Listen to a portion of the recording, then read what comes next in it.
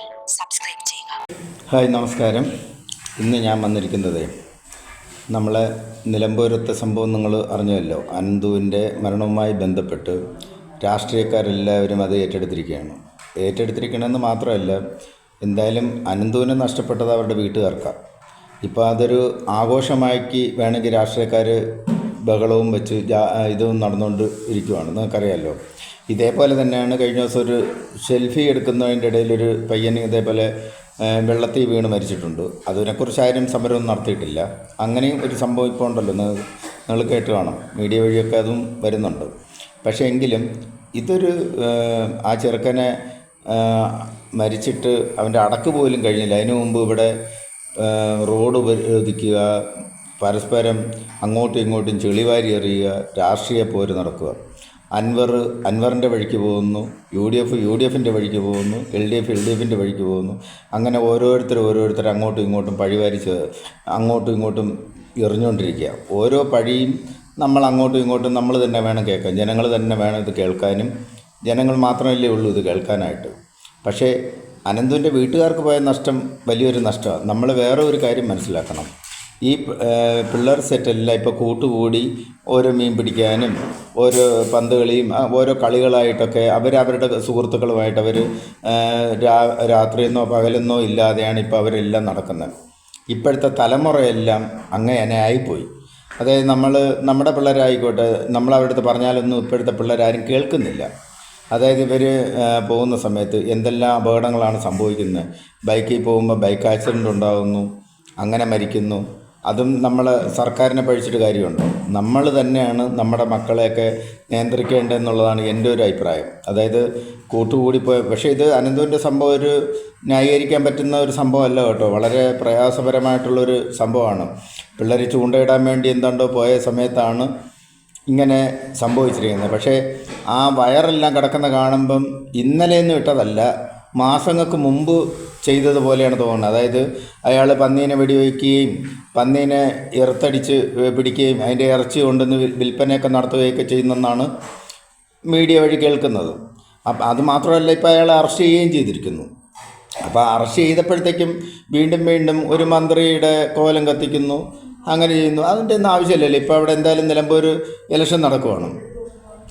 Election നടക്കുന്നത് ഇലക്ഷനുമായിട്ട് മാത്രം നേരിടുക എല്ലാവരും അങ്ങോട്ടും. ഒരു രാഷ്ട്രീയക്കാരും ഇതിൻ്റെ പേരും പറഞ്ഞിട്ട്, അതായത് ഇപ്പം ഈ പയ്യൻ വീണ് കിട്ടിയ ഒരു വിദ്യയെ പോലെ ഇവരെല്ലാം ഇപ്പം പറഞ്ഞു ഇങ്ങനെ റോഡ് ഉപരോധിച്ചുകൊണ്ടും ലീഗാകട്ടെ നിങ്ങൾ കാണുന്നില്ലേ, ഇപ്പം മുസ്ലിം ലീഗാകട്ടെ അല്ലെങ്കിൽ കോൺഗ്രസ് ആകട്ടെ മറ്റുള്ളവരെല്ലാവരും എല്ലാ പാർട്ടിക്കാരും അങ്ങോട്ടും ഇങ്ങോട്ടും ഇതൊരു ആഘോഷം പോലെ കൊണ്ടു നടക്കുന്നു. വളരെ സങ്കടം വരും എന്ന് പറഞ്ഞു കഴിഞ്ഞാൽ. വളരെ ദയനീയ ഇതായിപ്പോയി. എന്നു പറഞ്ഞാൽ ഇത്രയും അതമ്പതിക്കരുതായിരുന്നു. നമ്മൾ ആരും, ഞാൻ ഒരു രാഷ്ട്രീയക്കാരെയും കുറ്റം പറയണമല്ല, വളരെ മോശമായിപ്പോയി എന്ന് പറഞ്ഞു കഴിഞ്ഞാൽ നമ്മൾ കേരള സമൂഹത്തിന് ഒരു നാണക്കേട് പോലെയാണ് ഇത് തോന്നുന്നത്. നിങ്ങളിപ്പം ഇലക്ഷന് നിൽക്കുന്ന ആരാണെങ്കിലും ഒരാൾ ജയിക്കും, അത് ജനങ്ങളുടെ ഇടയിൽ എന്തായാലും അവർ മനസ്സുകൊണ്ട് ഓർത്തിട്ടുണ്ട് ആർക്ക് വോട്ടിടണമെന്നൊക്കെ. അപ്പോൾ അത് ആരെങ്കിലും ആയിക്കോട്ടെ, അതിപ്പോൾ നമുക്ക് ഒരു വ്യക്തിയെയും നമുക്ക് അധിക്ഷേപിക്കേണ്ട ആവശ്യമില്ല. ആ ഒരു കാരണം പറഞ്ഞുകൊണ്ട് ഇന്ന് രാവിലെ മുതൽ തന്നെ അങ്ങോട്ട് ഓരോ നേതാക്കന്മാർ കയറി നിന്നും കൊണ്ട് ഈ കൊച്ചു പയ്യൻ മരിച്ചതിൻ്റെ പേരിൽ ഒരുപാട് ഒരു സർക്കാരിനെ പഴിച്ചിട്ട് ഇവർക്ക് എന്തെങ്കിലും കിട്ടുന്നുണ്ടോ? മരിച്ചുപോയ ഒരു ആത്മാവിനെ തിരിച്ചു കിട്ടത്തില്ല. എന്തായാലും മരിച്ച ആൾ മരിച്ചു. ഇനി ആ കുടുംബത്തിന് എങ്ങനെ നമുക്ക് സമാധാനിപ്പിക്കാം, അതാണ് നമ്മൾ ചെയ്യേണ്ടത്. അതുമാത്രമല്ല, വനം വകുപ്പിൻ്റെ എന്തെങ്കിലും പിടിപ്പുകേടുണ്ടെങ്കിൽ തന്നെ അവിടെ നിന്ന് നമ്മൾ നഷ്ടപരിഹാരം മേടിച്ചു കൊടുക്കണം ചെറുക്കന്.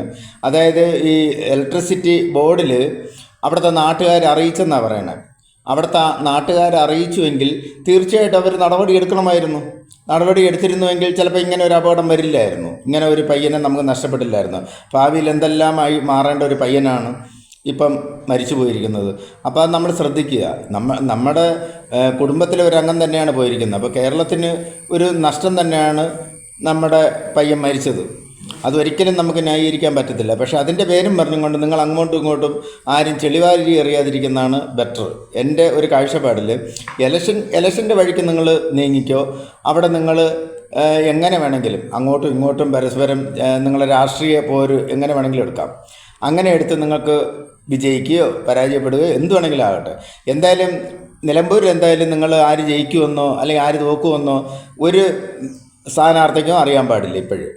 അപ്പം നിലവിൽ അവിടുത്തെ ജനങ്ങൾ എന്തായാലും നിശ്ചയിച്ചിട്ടുണ്ട് ഇന്നാൾക്ക് നമ്മൾ വോട്ടിടുന്നു, അപ്പോൾ ഇന്നാൾ ജയിക്കും.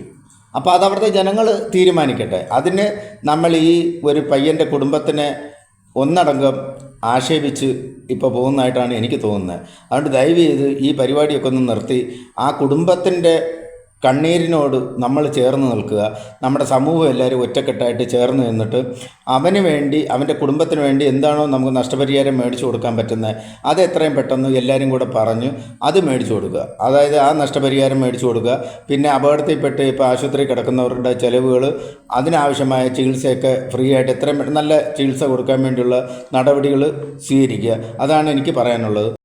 കൂടാതെ എനിക്കൊന്നുകൂടെ പറയാനുള്ളത്, അതായത് നമ്മുടെ നാട്ടുകാരിത് അറിയിച്ചിട്ടും സർക്കാരിൻ്റെ ഭാഗത്തു നിന്ന് വീഴ്ചയുണ്ടായിട്ടുണ്ടെങ്കിൽ ആ ഉദ്യോഗസ്ഥർക്കെതിരെ കർശന നടപടി സ്വീകരിക്കണമെന്നാണ് ഞങ്ങളുടെയൊക്കെ അഭിപ്രായം. അത് എത്രയും പെട്ടെന്ന് നമ്മുടെ മന്ത്രി അതിന് തീരുമാനം എടുക്കുമെന്നാണ് എനിക്ക് തോന്നുന്നത്. എന്നു പറഞ്ഞു കഴിഞ്ഞാൽ ഇവരെ വെറുതെ വിടരുത്. എന്നാന്ന് പറഞ്ഞു കഴിഞ്ഞാൽ നാട്ടുകാർ എന്തായാലും ഇത്രയൊക്കെ ഒരു കറണ്ട് മോഷ്ടിക്കുകയും അത് ഇന്നതുപോലെ സ്ഥാപിച്ചിട്ടുണ്ടെന്നൊക്കെ പറഞ്ഞ് KCBയിലൊക്കെ അവർ പരാതിപ്പെടുകയും ചെയ്തിട്ട് ഇവർ അനങ്ങാതെ ഇരുന്നുവെങ്കിൽ തീർച്ചയായിട്ടും ഇവരുടെ ഭാഗത്ത് വീഴ്ചയുണ്ട്. അപ്പോൾ അത് ശരിക്കും ഇവർക്കെതിരെ കർശന നടപടി തന്നെ ഉണ്ടാവണം. അത് ഒരു തരത്തിലും ന്യായീകരിക്കേണ്ട ആവശ്യമില്ല. ഇവർക്ക് കർശന നടപടി തന്നെ ഇവർക്ക് സ്വീകരിക്കണമെന്നാണ് ഞാൻ ഊന്നി പറയുന്നു.